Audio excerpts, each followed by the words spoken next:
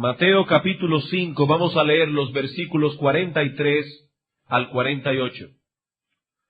Dice así la palabra de Dios: Oísteis que fue dicho, amarás a tu prójimo y aborrecerás a tu enemigo. Pero yo os digo, amad a vuestros enemigos, bendecid a los que os maldicen, haced bien a los que os aborrecen, y orad por los que os ultrajan y os persiguen, para que seáis hijos de vuestro Padre que está en los cielos, que hace salir su sol sobre malos y buenos, y que hace llover sobre justos e injustos. Porque si amáis a los que os aman, ¿qué recompensa tendréis? ¿No hacen también lo mismo los publicanos? Y si saludáis a vuestros hermanos solamente, ¿qué hacéis de más? ¿No hacen también así los gentiles? Sed pues vosotros perfectos, como vuestro Padre que está en los cielos es perfecto.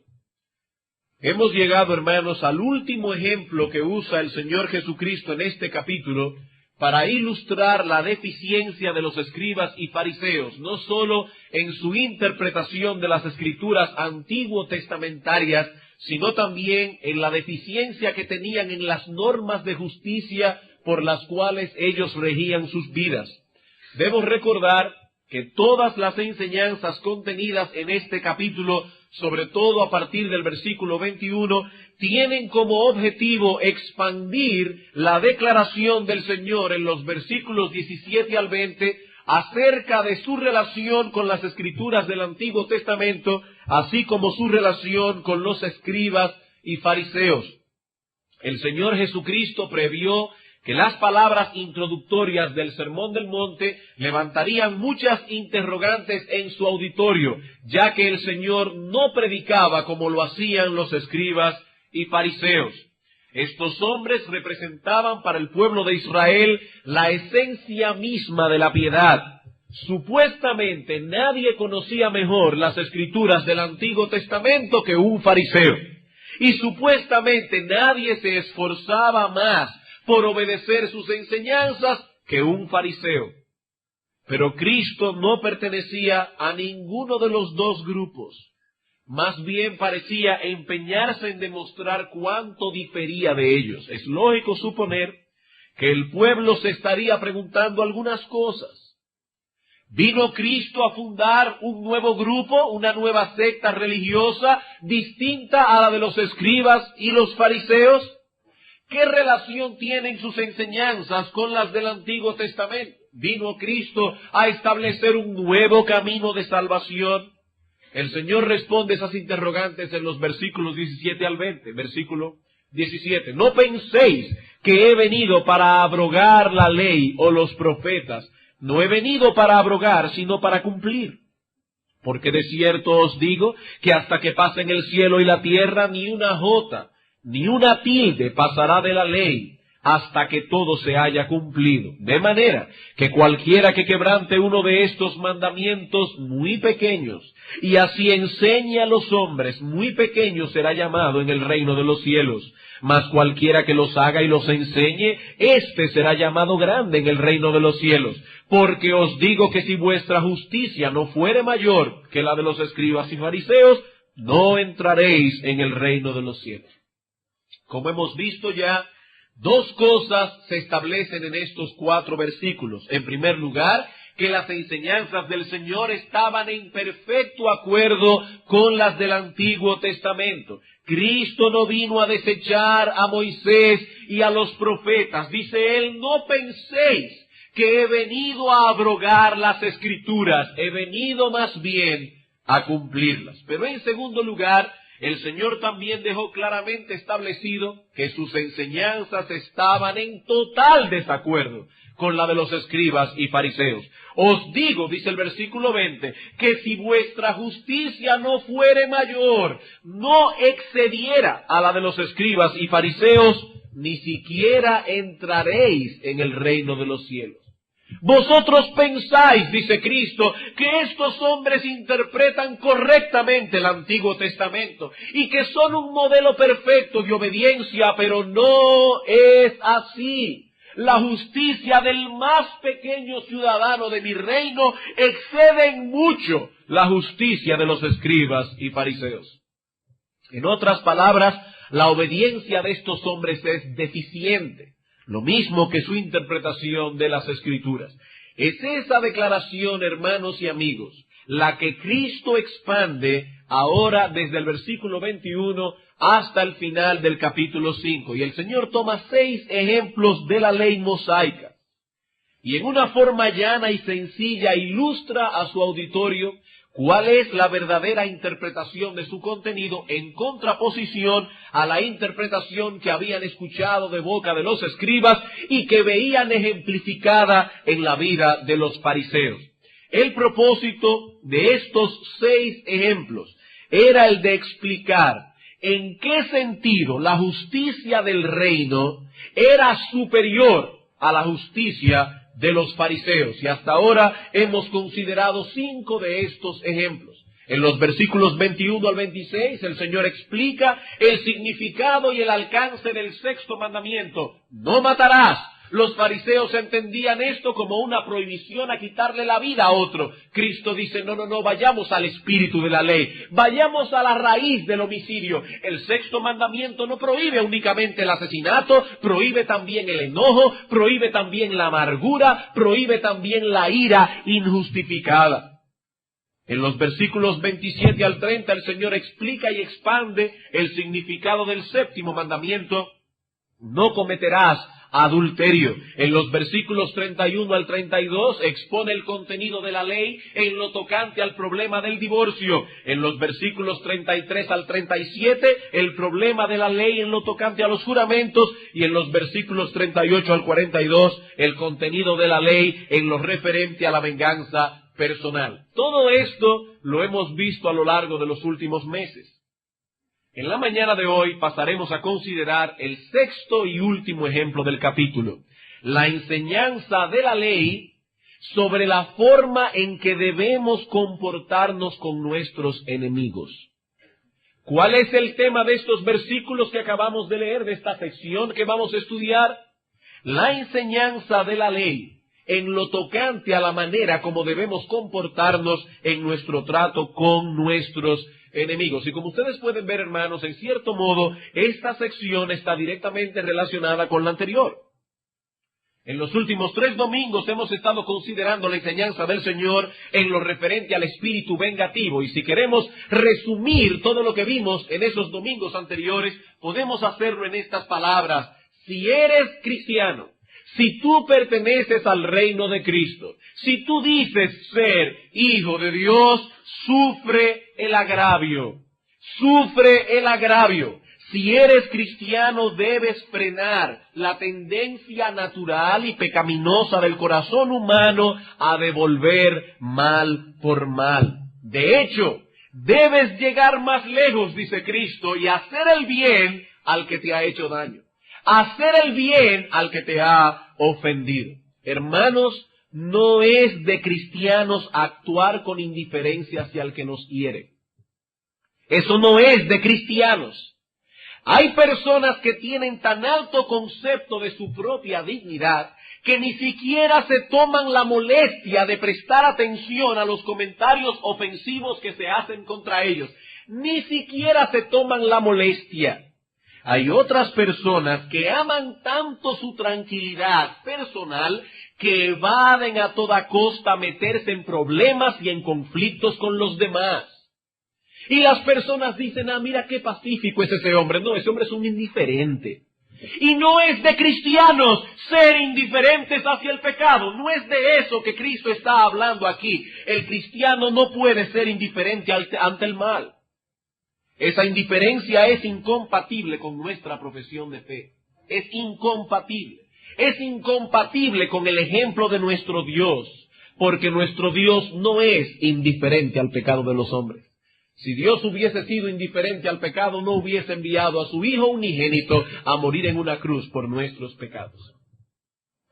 El Señor está hablando aquí más bien de echar a un lado esta alta estima que tenemos de nosotros mismos, que nos hace pensar que todo aquel que nos ha hecho daño debe recibir su merecido. Es acerca del yo que Cristo habla aquí y del lugar que debe ocupar ese yo en nuestra vida si somos cristianos. El creyente ha muerto al yo, ha muerto a sus deseos, a sus propios intereses, a su voluntad, para seguir ahora los deseos de Cristo, los intereses de Cristo, la voluntad de Cristo. Esa es la enseñanza del apóstol Pablo en textos como 2 Corintios 5, 14 y 15, o Gálatas capítulo 2, versículo 20. El amor de Cristo nos constriñe, dice Pablo, pensando esto, que si uno murió por todos, luego todos murieron. Y por todos murió para que los que viven ya no vivan para sí mismos, sino para aquel que murió y resucitó por ellos. Con Cristo estoy juntamente crucificado, dice Pablo, y ya no vivo yo, mas vive Cristo en mí. Y lo que ahora vivo en la carne, lo vivo en la fe del Hijo de Dios, el cual me amó, el cual se entregó a sí mismo por mí. Un espíritu vengativo revela un yo que está muy vivo. El problema de las personas vengativas es que tienen un alto concepto de sí mismas. Tienen un alto concepto de sí mismas. Ellos creen que valen mucho y por eso se comportan así cuando alguien los ofende, cuando alguien los daña en algún sentido. ¿Qué dice Cristo aquí? Si sois cristianos, no debéis actuar así. Vinisteis a mí pidiendo perdón porque entendisteis que erais pecadores.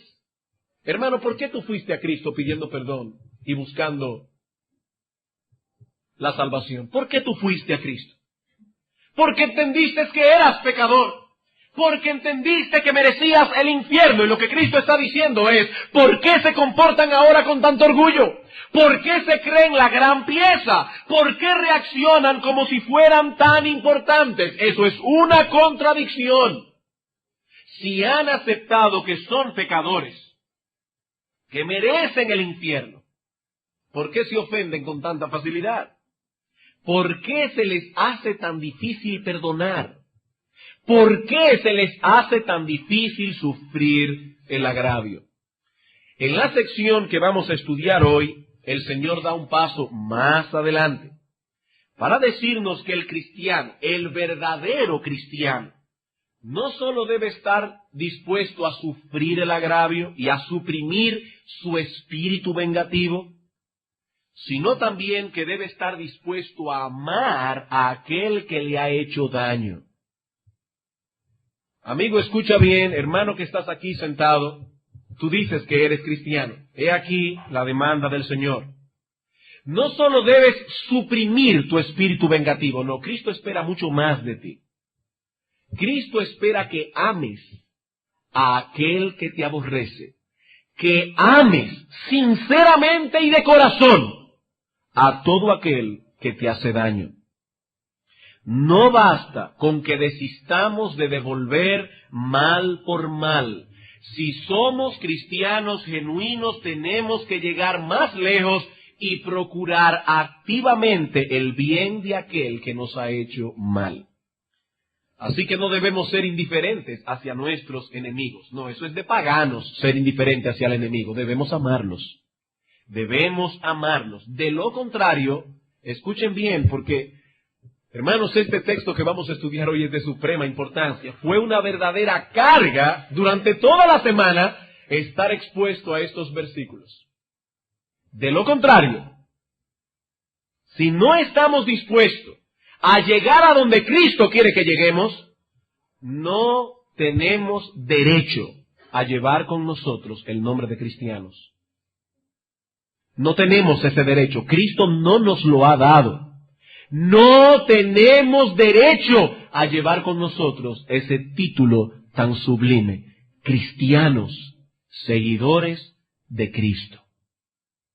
En el sermón de hoy, dividiremos nuestro estudio en dos partes que surgen de manera natural de nuestro pasaje.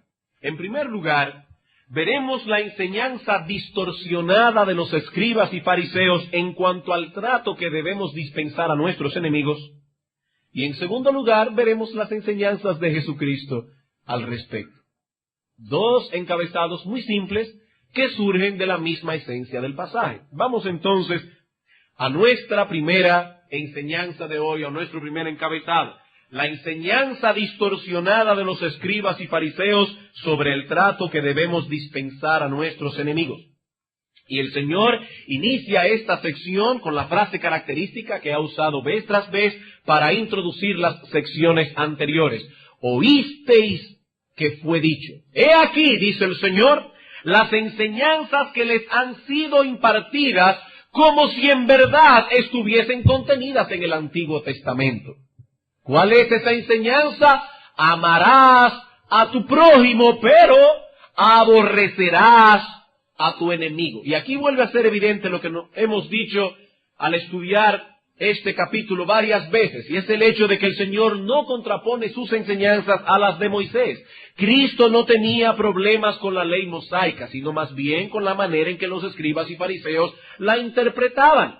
Los escribas y fariseos eran expertos adaptando y torciendo la ley para sus propios fines y propósitos. ¿Y por qué digo esto? Porque en ningún lugar de la ley, en ningún lugar del resto del Antiguo Testamento, Dios incitó a los israelitas a odiar a sus enemigos personales. En ninguna parte de la ley dice esto. La primera parte del texto sí estaba en la ley, amarás a tu prójimo. Pero no la segunda, aborrecerás a tu enemigo. Vamos a Levítico capítulo 19 por un momento, versículo 18. Ese es el texto de donde los escribas y fariseos derivaban sus fabulosas interpretaciones torcidas. Levítico capítulo 19, versículo 18.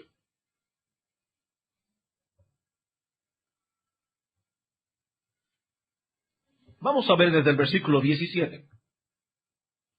No aborrecerás a tu hermano en tu corazón, razonarás con tu prójimo para que no participes de su pecado. No te vengarás ni guardarás rencor a los hijos de tu pueblo, sino amarás a tu prójimo como a ti mismo, yo Jehová. He ahí, hermanos, la enseñanza simple y llana del Antiguo Testamento. ¿Qué requería Dios de su pueblo? Amor al prójimo. Y para que no haya confusión, el Señor cualifica ese amor. Ámalo como tú te amas a ti mismo. Ámalo como a ti mismo. Pregunta, ¿de dónde sacaron entonces los escribas y fariseos sus torcidas enseñanzas? Bueno, en primer lugar, estos hombres limitaron el alcance de la palabra prójimo. Eso fue lo primero que ellos hicieron para poder adaptar la ley. Limitaron el alcance de la palabra prójimo. Recuerden que los escribas y fariseos racionalizaban la ley. Si encontraban que un mandamiento era difícil de obedecer, ellos no iban delante de Dios reconociendo su impotencia. Señor, perdona mi maldad. Señor, perdona mi pecado. Mira lo que dice la ley. Pero mi corazón no puede responder a ese mandamiento. Ayúdame tú, oh Dios, con tu gracia. No.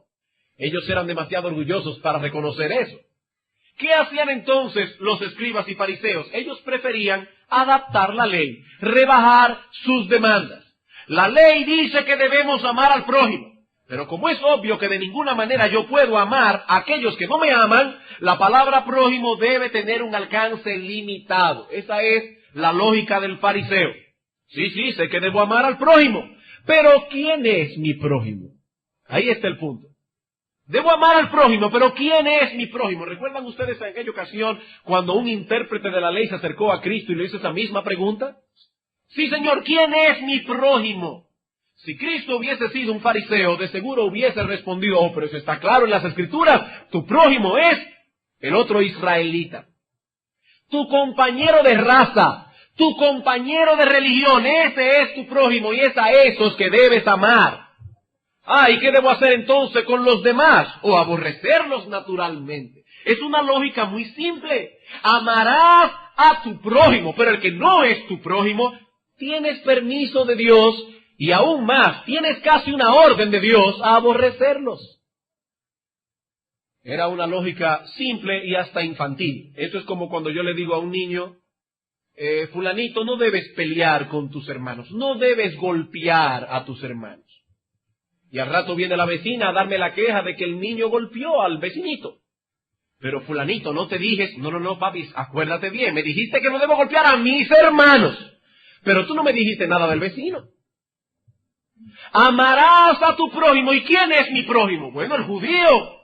El judío, los demás, yo puedo aborrecerlos.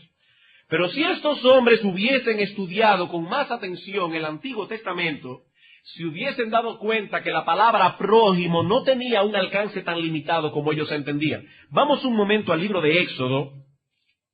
Éxodo capítulo 11, y vamos a leer el versículo 2. Habla ahora al pueblo, y que cada uno pida a su vecino. ¿A qué vecino? ¿Al otro israelita? No, está hablando allí de los egipcios. Y que cada uno pida a su vecino y cada una a su vecina alhajas de plata y de oro. Y Jehová dio gracia al pueblo en los ojos de los egipcios. Ahora, lo interesante aquí es que la palabra que Reina Valera traduce vecino es exactamente la misma palabra hebrea que aparece en Levítico capítulo 19, versículo 18.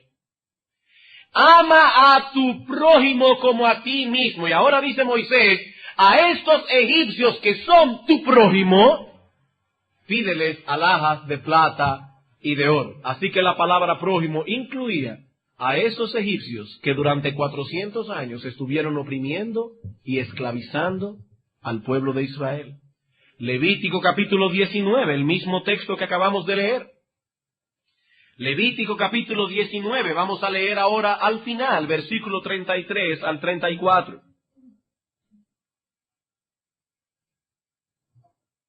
Cuando el extranjero morare con vosotros en vuestra tierra, no le oprimiréis, como a un natural de vosotros tendréis al extranjero que mora entre vosotros, y lo amarás como a ti mismo. La misma orden. Allí se dice amarás a tu prójimo como a ti mismo. Aquí se dice amarás al extranjero como a ti mismo. Evidentemente la palabra prójimo y la palabra extranjero son sinónimos en el mismo capítulo de Levítico 19. En la ley de Moisés, en Éxodo capítulo 20, los 10 mandamientos dice, no levantarás falso testimonio contra tu prójimo. Es evidente que se está hablando allí de una persona que es antagónica a ti y contra la cual tú no debes levantar falso testimonio. La palabra prójimo no era tan limitada como los fariseos la entendían. En Lucas capítulo 10 encontramos una parábola de Cristo que explica con más claridad este asunto del prójimo. Ustedes conocen bien esta historia. Un intérprete de la ley en el versículo 25 se le acerca al Señor para probarle y le dice, ¿haciendo qué cosa heredaré la vida eterna?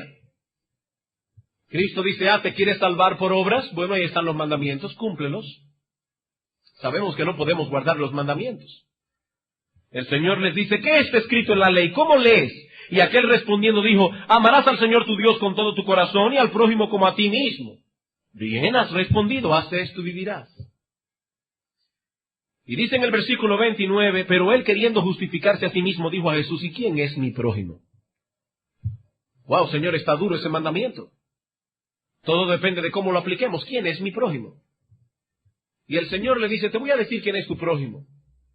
Una vez un individuo venía bajando de Jericó y le cayeron unos ladrones encima y lo dejaron medio muerto en la carretera. Pasó un sacerdote y siguió de largo. Pasó un levita y no le hizo caso. Pasó un samaritano. Samaritano. Una persona que los judíos aborrecían a muerte. Un perro a los ojos del judío. Pasó ese perro, ese samaritano que tanto aborrecen. Vio al hombre con ojos de misericordia. Lo llevó a una posada y cuidó de él. ¿Quién es el prójimo de que cayó en manos de ladrones? Pregunta Jesús. Para este intérprete de la ley, decir el samaritano iba a ser demasiado fuerte. El que usó de misericordia con él. El Señor le dijo exactamente, ve y haz tú lo mismo. Ve y haz tú lo mismo. Ese es tu prójimo. Pero hay algo más. En el Antiguo Testamento encontramos directrices muy claras y precisas en lo tocante al trato que debemos dispensar a nuestros enemigos. Vamos al libro de Éxodo otra vez, al capítulo 23. Éxodo capítulo 23. No solamente no debemos limitar el alcance de la palabra prójimo, sino que para colmo en el Antiguo Testamento habían directrices muy claras y precisas en lo tocante al trato que debemos dispensar al que nos odia. Versículo 4 del capítulo 23. Si encontrares el buey de tu enemigo o su asno extraviado, vuelve a llevárselo. Si vieres el asno del que te aborrece caído debajo de su carga, ¿le dejarás sin ayuda? No, antes bien le ayudarás a levantarlo. Eso está, hermanos, en el Antiguo Testamento. Para aquellos que dicen que Cristo vino a traer una ley de más misericordia. No, es el mismo Dios, el Dios del Antiguo y el Dios del Nuevo. Proverbios capítulo 24. Proverbios capítulo 24, versículo 17 al 18.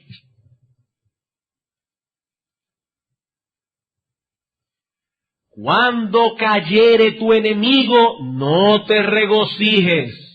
Y cuando tropezare, no se alegre tu corazón. No sea que Jehová lo mire y le desagrade, y aparte de sobre él su enojo. Dios estará desagradado contigo. Proverbios 25, 21. Si el que te aborrece tuviere hambre, dale de comer pan. Y si tuviere sed, dale de beber agua. Cuando el Señor Jesucristo dijo en el Sermón del Monte, amad a vuestros enemigos, no estaba diciendo nada nuevo. Esa era la misma enseñanza de Dios en el Antiguo Testamento. Pastor, en el Antiguo Testamento vemos que Dios ordenó a su pueblo exterminar naciones completas. Y en algunos salmos encontramos expresiones que no se compaginan con ese mandamiento de amar a los enemigos. ¿Cómo podremos armonizar estas dos cosas? Hermanos, no debemos pasar por alto esta aparente dificultad. Hay muchos creyentes que se sienten confundidos cuando leen algunos textos del Antiguo Testamento donde Dios mismo ordena a su pueblo el exterminio de naciones completas. Por ejemplo, Deuteronomio capítulo 7. Deuteronomio capítulo 7, versículos 1 al 5. Dice el Señor, cuando Jehová tu Dios te haya introducido en la tierra en la cual entrarás para tomarla, y hayas echado de delante de ti a muchas naciones, y menciona cuáles son, y Jehová tu Dios las haya entregado delante de ti, y las hayas derrotado, las destruirás del todo. Y sigue hablando en el mismo tono, las destruirás, exterminio completo de esas naciones.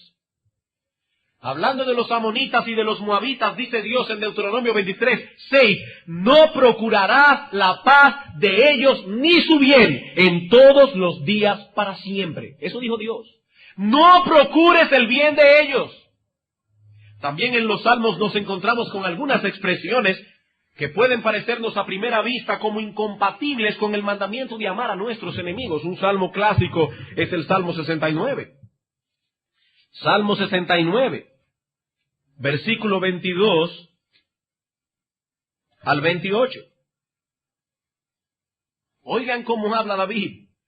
Sea su convite delante de ellos por lazo, y lo que es para bien por tropiezo. Sean oscurecidos sus ojos para que no vean, y haz temblar continuamente sus lomos. Derrama, oh Dios, sobre ellos tu ira, y el furor de tu enojo los alcance. Sea su palacio asolado, en sus tiendas no haya morador, porque persiguieron al que tú heriste, y cuentan del dolor de los que tú llagaste. Pon maldad sobre su maldad, y no entren en tu justicia, que sean raídos del libro de los vivientes, y no sean escritos entre los justos.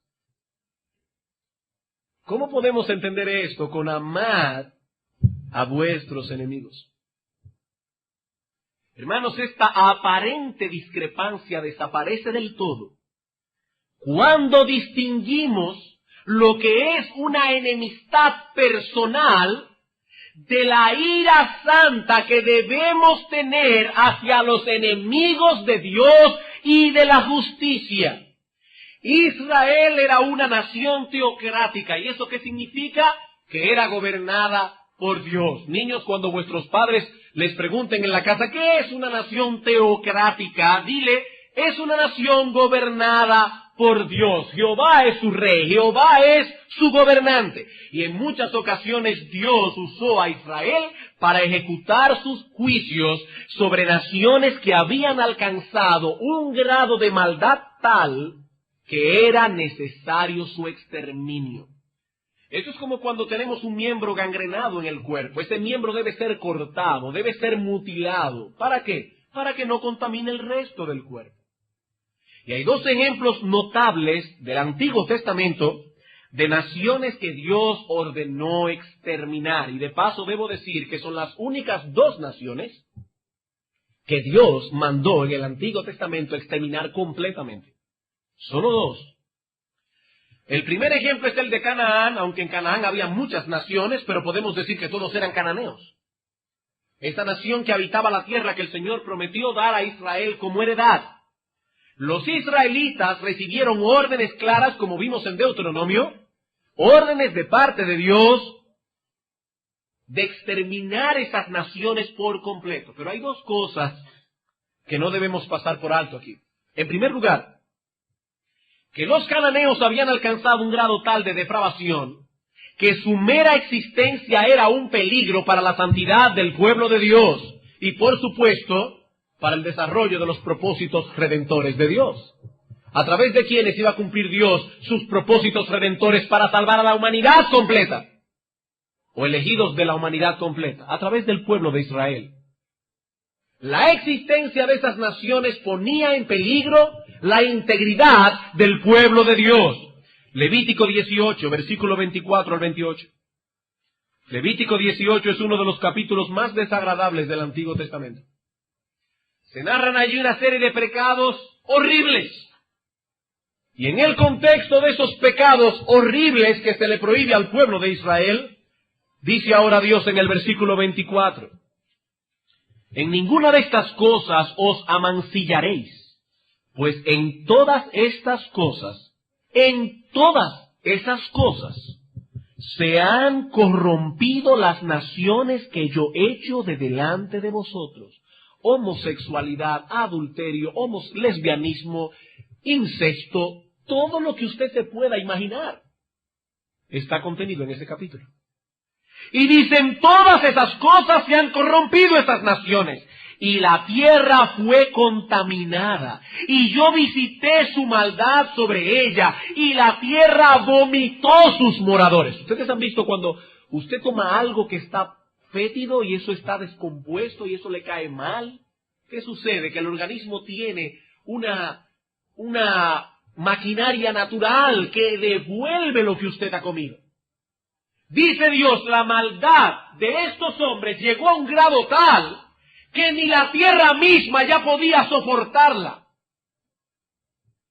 Y en segundo lugar, tenemos que entender que Dios actuó con mucha paciencia con los cananeos. Con mucha paciencia. En Génesis 15, no lo vamos a buscar ahora, pero en Génesis 15, versículos 13 al 16, Dios le dice a Abraham, ustedes irán a Egipto, allí estarán esclavos en una tierra ajena por muchos años, pero luego volverán acá y yo les daré esta tierra. ¿Cuándo? Cuando llegue hasta el colmo la maldad del amorreo. Dice Abraham, yo no te voy a dar la tierra todavía porque la maldad de esta gente no ha llegado hasta el colmo. Estoy esperando pacientemente que ellos colmen la medida. Dios esperó por más de 400 años para ejecutar el juicio que había decretado sobre esas naciones. ¿Por qué? Porque Dios no quiere que ninguno perezca. Dios quiere que todos vengan al arrepentimiento. Y luego durante el Éxodo, obró Dios poderosamente con su pueblo, librándolos de la esclavitud de Egipto. Los guió por el desierto 40 años. Y durante esos 40 años, Dios obró milagros portentosos. ¿Y ustedes creen que los cananeos no conocían esos milagros? Sí los conocían. Cuando los espías llegaron a Jericó, Rahab la ramera le dijo: nosotros hemos oído lo que Dios hizo en Egipto. Nosotros hemos oído cómo se abrió el mar rojo en dos. El corazón de este pueblo está temblando por ustedes, pero no se arrepienten. No se arrepienten. Dios le dio oportunidad a ese pueblo y no se arrepintieron. 400 años esperando. Por eso dice la Escritura que Dios es tardo para la ira. Dios es grande en misericordia. ¿Cuál fue la otra nación? Los amalecitas. Dios ordenó que esta nación debía ser exterminada, pero también en este ejemplo es interesante notar que la revelación de ese juicio divino fue dado en los días de Moisés. ¿Cuándo fue ejecutada? En los días de Saúl, más de 500 años después. Más de 500 años después. Dios soportó con mucha paciencia el pecado de estos pueblos, pero al mismo tiempo, cuando colmaron la medida de su pecado, Dios actuó con justicia. Una cosa es entonces el trato que debemos dispensar personalmente a aquellos que nos hacen mal y nos aborrecen, y otra muy distinta, la aplicación de la justicia divina bajo ciertas circunstancias específicas. Y lo mismo podemos decir de esos salmos imprecatorios, donde el salmista expresa su deseo de que los malvados sean destruidos. Es la gloria y el honor de Dios la preocupación que mueve a estos hombres, no sus problemas personales. Es el mismo tipo de actuación que vemos en nuestro Señor Jesucristo. Para defenderse a sí mismo no movió un dedo. Un dedo. Fue como una oveja al matadero. Pero para purificar la casa de Dios, no tuvo reparos en hacer un azote de cuerdas y sacar por la fuerza a los mercaderes que habían profanado el templo, convirtiéndolo en un mercado. ¿Y quién duda de la misericordia de nuestro Señor Jesucristo?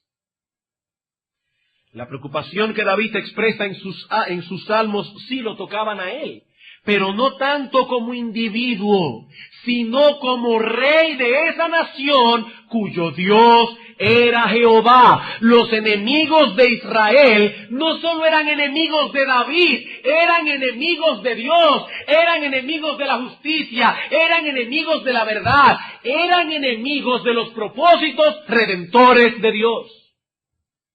Eso lo vemos claro en el Salmo 139. Salmo 139, versículos 19 al 22. Hermanos, sé que nos estamos extendiendo mucho en ese punto, pero es importante, es importante. Y el reloj me está mirando esta mañana con una mirada amenazadora. Vamos a ver qué se hace. Salmo 139, versículo 19. De cierto, oh Dios, harás morir al impío. Apartaos pues de mí, hombres sanguinarios, porque blasfemias dicen ellos contra ti. He ahí la preocupación de David. Blasfemias dicen ellos contra ti. Tus enemigos toman en vano tu nombre. Y ahora dice él: no odio, oh Jehová, a los que te aborrecen, y me enardezco contra tus enemigos, los aborrezco por completo, los tengo por enemigos. El problema de los fariseos es que no supieron distinguir entre una cosa y otra. Ellos llevaron estas imprecaciones a un plano personal y terminaron enseñando lo que dice el Señor en el Sermón del Monte: amarás a tu prójimo, pero aborrecerás a tu enemigo. Eso era totalmente contrario al espíritu y a la letra de la ley. Dios nunca ordenó tal cosa. Decía el historiador Tácito, hablando de los judíos en aquella época: estos están siempre dispuestos a mostrar compasión hacia sus conciudadanos, pero llevan consigo para todos los demás el odio que se dispensa a un enemigo. Sí, amaban al judío, pero odiaban a todos los demás. Los demás eran perros. Y en 2 Tesalónica 2:15 el apóstol Pablo los describe como personas que se oponen a todos los hombres. He ahí la consecuencia fatídica de esa enseñanza farisaica. Y como era lógico de suponer, las doctrinas de los fariseos se encontraron eco rápidamente en el pueblo. Se les estaba diciendo que Dios les daba permiso a seguir sus inclinaciones naturales. No estamos obligados a hacerles bien a todos esos paganos que nos aborrecen. Dios nos manda a amar al prójimo, pero esa gente no es nuestro prójimo. Y el pueblo encantado decía, amén, amén, esa enseñanza nos parece lógica, razonable. Pero ahora viene Cristo y dice, esto es lo que os fue dicho. Pero yo os digo, amad a vuestros enemigos, bendecid a los que os maldicen, haced bien a los que os aborrecen, orad por los que os ultrajan y os persiguen. ¿Ven, hermanos, cómo ciertamente Cristo vino a cumplir la ley y los profetas? Eso fue lo mismo que dijo Dios en el Antiguo Testamento. Si el que te aborrece tuviere hambre, dale de comer pan. Y si tuviere sed, dale a beber agua. No son dos dioses distintos los que encontramos en ambos testamentos. Es el mismo Dios, con el mismo carácter, lleno de justicia, pero también de misericordia. Es indudable que la bondad y la misericordia de Dios se revela con mucho más amplitud en el Nuevo Testamento. Cristo trajo consigo una revelación más completa, más clara, pero una revelación que no contradice la imagen que Dios da de sí mismo en el Antiguo Testamento. Habiendo considerado la forma en que los escribas y fariseos distorsionaban la ley, veamos ahora más de cerca las enseñanzas de Cristo acerca del trato que debemos dispensar a nuestros enemigos. ¿Qué dice el Señor aquí? Oísteis que fue dicho, amarás a tu prójimo y aborrecerás a tu enemigo, pero yo os digo, amad a vuestros enemigos. Si dices ser hijo de Dios, si profesas ser cristiano, he ahí la manera como debes comportarte hacia aquellos que te aborrecen. No solo debes frenar el deseo que tienes de vengarte, eso podría hacerlo un pagano civilizado. Debes procurar activamente su bien. El Señor dice aquí que si una persona te hace mal, debes tratarla con benignidad, debes hacerle bien. El amor del que Cristo habla en este pasaje es mucho más que un mero sentimiento. Aquí no se nos manda a sentir de esta o de aquella manera hacia esta o aquella persona. Lo que se nos manda aquí es a tener una actitud de benevolencia hacia todos, incluso hacia aquellos que nos hacen mal. Noten cómo el Señor plantea el asunto desde una perspectiva práctica que va más allá de los sentimientos. Amad a vuestros enemigos. ¿Cómo, Señor?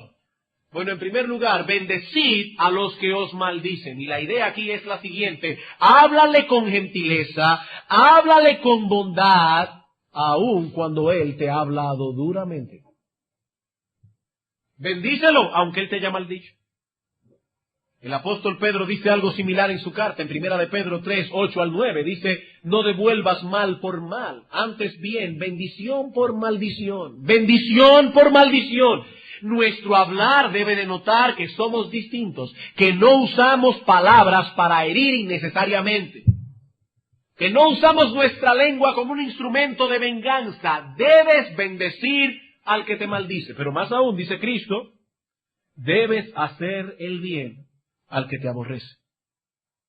Tu benevolencia, dice el Señor, no debe manifestarse únicamente hacia aquellos que te tratan bien, hacia aquellos que te tratan con cortesía, con amabilidad. Debes igualmente procurar el bien de aquellos que han manifestado de un modo u otro que no te soportan. De aquellos que a la clara te han hecho ver que tú no eres de su agrado. Sabemos que hay personas que poseen tal capacidad de odiar que se sitúan a sí mismas fuera del alcance de nuestra benevolencia. Huyen de nosotros y no podemos hacerles bien. Pero tan pronto encontremos la oportunidad de servirles, de ayudarles, debemos hacerlo. Y de hecho hay algo, al menos en el texto, que podemos hacer por nuestros enemigos, no importa qué tan lejos estén de nosotros. ¿Qué es? Orar por ellos. Haced bien a los que os aborrecen, orad por los que os ultrajan y os persiguen. Ay, pastor, pero yo he orado mucho por esa persona, que Dios le quite la vida. No, pero no es de eso. No es de eso que se está hablando aquí. Es orar por su bienestar, por el bien de su alma, orar por su salvación. Y si la persona está enferma, orar que Dios lo sane y que Dios use esa enfermedad para traerlo a la cruz de Cristo. He ahí, hermanos, lo que el Señor espera de aquellos que llevan consigo su nombre, el nombre de cristianos. Ellos nos ven como sus enemigos, nosotros los vemos como nuestro prójimo. ¿Por qué? Porque nosotros sabemos que su odio responde al hecho de que son esclavos de sus pecados y de sus pasiones. Por eso los vemos con compasión, sentimos misericordia por ellos. Nos dan pena más que odio. Amigo, esa es la visión que los cristianos tienen de la vida. Esa es la visión que los cristianos tienen de la vida. En 1567, el rey Felipe II de España designó al duque de Alba como gobernador de la parte baja de la nación, de la parte baja de España. El duque era un cruel enemigo de los protestantes. Así que no tardó en usar su posición para perseguirlos. Y cuenta la historia que en una ocasión se dictó sentencia contra un cristiano que tuvo que huir en medio del invierno. Y dice la historia que este era seguido de cerca por un soldado que lo perseguía hasta que llegaron a un lago congelado. El creyente pudo pasar el lago sin problemas, pero tan pronto llegó a la otra orilla, escuchó que el soldado se había quebrado el hielo y había caído en el agua helada. Y el hombre estaba pidiendo socorro. ¿Qué hacer? Devolverse era poner en riesgo la vida. No devolverse era dejar a ese hombre morir. A este cristiano no le importó ser capturado y torturado, o aún caerse él mismo bajo el peso del hielo quebradizo, y volvió a rescatar al hombre que lo perseguía. Amad a vuestros enemigos. Amad a vuestros enemigos. Eso no es opcional. Este cristiano no tenía otra opción. Él tenía que devolverse a socorrer a ese hombre. Ahora, es muy improbable que alguno aquí tenga que pasar por un trance tan dramático. Pero todos tenemos aquí que lidiar con este problema día tras día, porque vivimos en un mundo muy agresivo. Cuando menos lo esperamos, nos encontramos con alguien que nos ofende, con alguien que nos ultraja, con alguien que nos humilla o nos hace daño en algún sentido. Y el Señor dice que si somos cristianos debemos mirar a estas personas con ojos compasivos. Ellos actúan así porque no tienen la gracia de Dios para frenar sus impulsos. Ellos no tienen la gracia de Dios para actuar con tolerancia y con paciencia. Hermanos, debemos tener misericordia de esa gente. Debemos tener misericordia de esa gente. Yo no quiero ser reiterativo en esta mañana, pero debo insistir que esa es la única visión posible si tú dices ser cristiano. Hermano, el problema de esa gente no es que te odie a ti. El problema de esa gente no es que me odie a mí. Su problema es que no conocen a Dios y dan camino a una condenación eterna sin saberlo. Ese es el problema. Cuando el Señor estaba recibiendo el embate de una multitud enardecida y llena de odio contra Él, ¿cuál fue su reacción? ¿Acaso se quejó de la ingratitud de estos hombres y mujeres que durante 3 años y medio habían recibido el beneficio de su ministerio? ¿Sacó Cristo a colación en ese momento quién era Él, el Dios Todopoderoso, Creador y sustentador del universo? ¿Fue eso, hermanos, lo que hizo Cristo? La Biblia dice que el Señor oraba continuamente: Padre, perdónalos, ellos no saben lo que hacen. Padre, perdónalos, ellos no saben lo que hacen. Esa gente ignora, oh Dios, el pecado tan grave que están cometiendo delante de ti, y mi alma, dice Cristo, siente compasión por ellos. Si profesas ser cristiano, seguidor de nuestro Señor Jesucristo, esa es la actitud que debes asumir ante el odio de los hombres. Ellos maldicen, ellos ultrajan, ellos persiguen, ellos aborrecen. Nosotros, en cambio, bendecimos, hacemos bien y oramos por ellos. Y yo te pregunto, ¿a cuál de los dos grupos perteneces tú? ¿A cuál de los dos grupos? ¿Al grupo de los que maldicen? ¿Al grupo de aquellos que son duros con sus palabras? ¿Aquellos que ofenden a medio mundo cada vez que abren la boca? ¿Aquellos que tienen problemas con todo el que les rodea? ¿A cuál de los dos grupos perteneces tú? ¿O al grupo de aquellos que bendicen aún a aquellos que le maldicen? Porque unos son hijos del diablo y los otros son hijos de Dios. ¿A cuál de los dos grupos, hermano, amigo, a cuál de los dos grupos perteneces tú? Unos son hijos del diablo y por eso reflejan su carácter. El diablo es homicida desde el principio. Los otros son hijos de Dios y los hijos se parecen a sus padres. Si eres hijo de Dios, debes reflejar en alguna medida el carácter de nuestro Dios. ¿Y cómo es nuestro Dios? Versículo 45, para que seáis hijos de vuestro Padre que está en los cielos. Él hace salir su sol sobre malos y buenos y hace llover sobre justos e injustos. La idea no es, hagan eso para que lleguen a ser hijos de Dios. No, esto contradeciría por completo el mensaje del Nuevo Testamento. La salvación es por la fe, por la gracia.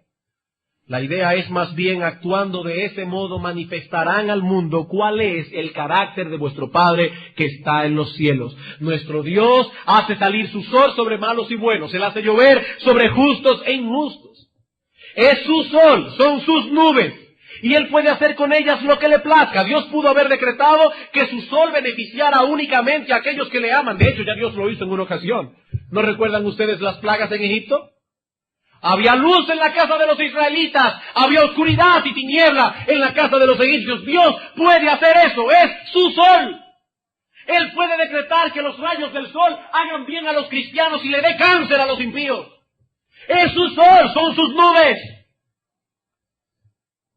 Pero Dios no lo hace así, y allí está Dios contemplando a la humanidad, y sabe que en este campo hay un agricultor que lo odia, un agricultor que blasfema su nombre, que probablemente su esposa es cristiana, y este hombre agricultor le hace la vida imposible a su mujer cristiana, y se burla del Evangelio, y se burla de Dios, y Dios hace que llueva en su campo, y que sus frutos fructifiquen, y que sus vacas tengan hierba para comer. Dios lo hace así. Si tú dices ser hijo de Dios, he ahí, hermano, el carácter que debes manifestar al mundo. El asunto no es amar a los que te aman, porque eso lo hacen también los paganos. Versículo 46. Porque si amáis a los que os aman, ¿qué recompensa tendréis? ¿No hacen también lo mismo los publicanos? ¿Cómo veían los judíos a los publicanos? Como unos ladrones, como unos extorsionadores, como unos hombres traidores en quienes la gracia de Dios no había actuado. Los publicanos eran lo peor. ¿Sabe lo que dice Cristo? Si tú solamente amas a los que te aman, tú estás al nivel de un publicano. Eso es fuerte. Si tú no eres capaz de amar a tus enemigos, tú eres un publicano. Tú tienes el mismo carácter de esos hombres a quienes los judíos despreciaban como lo peor. Ese es tu nivel, amigo mío. Ese es tu nivel. Versículo 47. Y si saludáis a vuestros hermanos solamente, ¿qué hacéis de más? ¿Qué pregunta? ¿Qué hacéis de más? ¿No hacen también lo mismo los gentiles? ¿Los paganos que no conocen a Dios? Cuando alguien los saluda con amabilidad, ellos devuelven el saludo con la misma amabilidad. Pero los cristianos son distintos. Los cristianos han muerto a sí mismos y por lo tanto pueden amar aun a aquellos que le aborrecen. Hermanos, ¿qué es lo que impulsa a Dios a actuar con benevolencia hacia los hombres? ¿Qué es lo que mueve a Dios? ¿Es acaso que Dios ve algo bueno en nosotros? No, hermanos. Dios actúa independientemente de nosotros. Independientemente, Dios no nos trata de acuerdo a lo que somos. Él nos ama por el puro afecto de su voluntad. ¿Saben que una de las tragedias más grandes del ser humano radica en el hecho de que nosotros somos gobernados por los demás?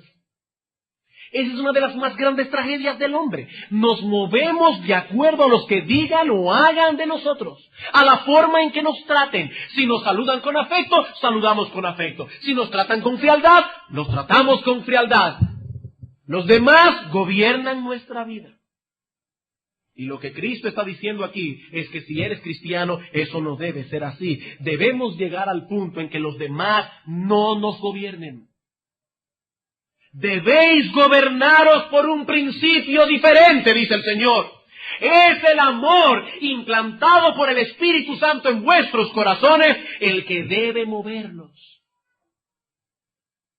Como bien señala Oswald Sanders, y ya estoy terminando, el Señor espera de sus discípulos una conducta que solo pueda ser explicada en términos sobrenaturales.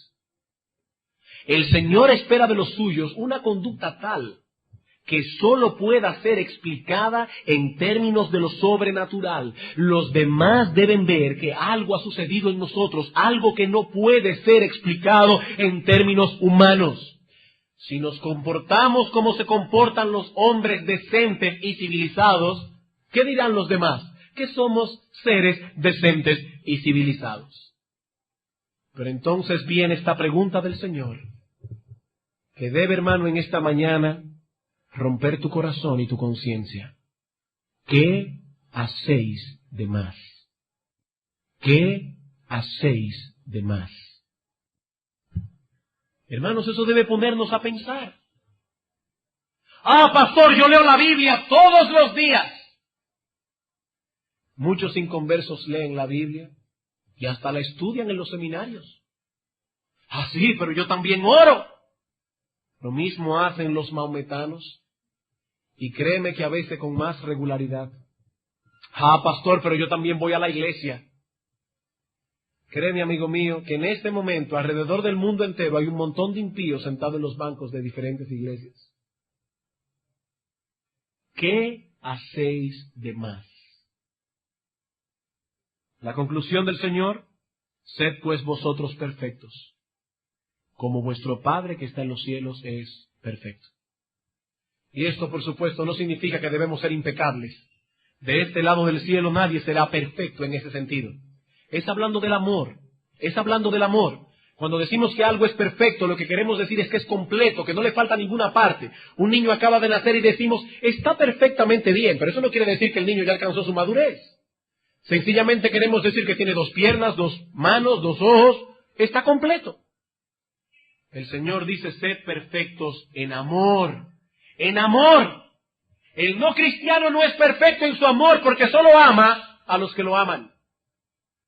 Pero vuestro Padre no es así. Sed pues vosotros perfectos como Él, que vuestro amor sea para todos.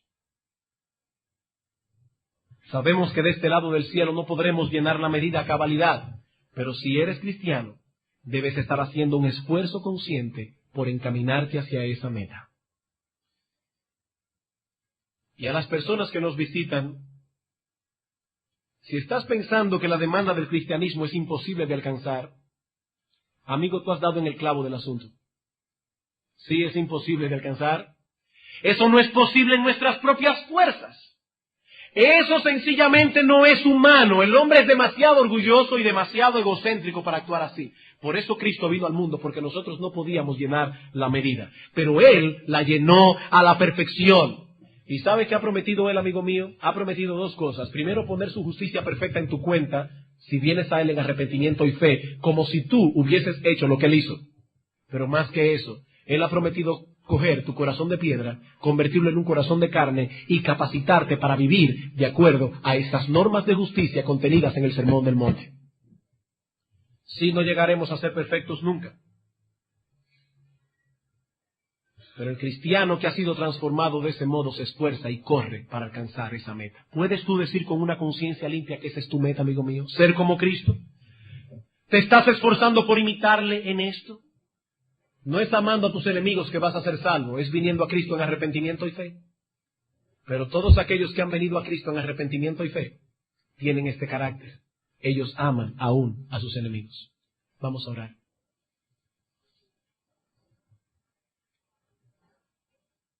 Padre bueno que estás en los cielos, gracias por nuestro bendito Salvador.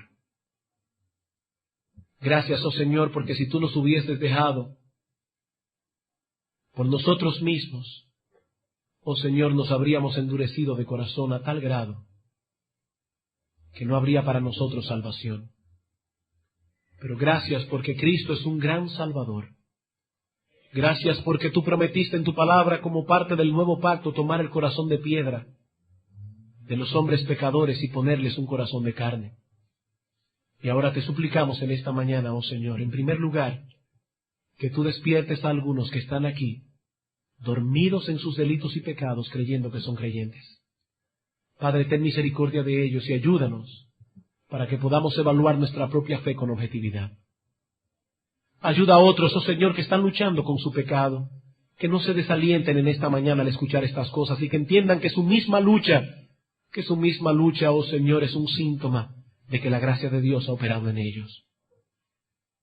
Pero a otros, oh Señor, te suplicamos que tú demuestres en esta mañana que tu brazo no se ha cortado para salvar.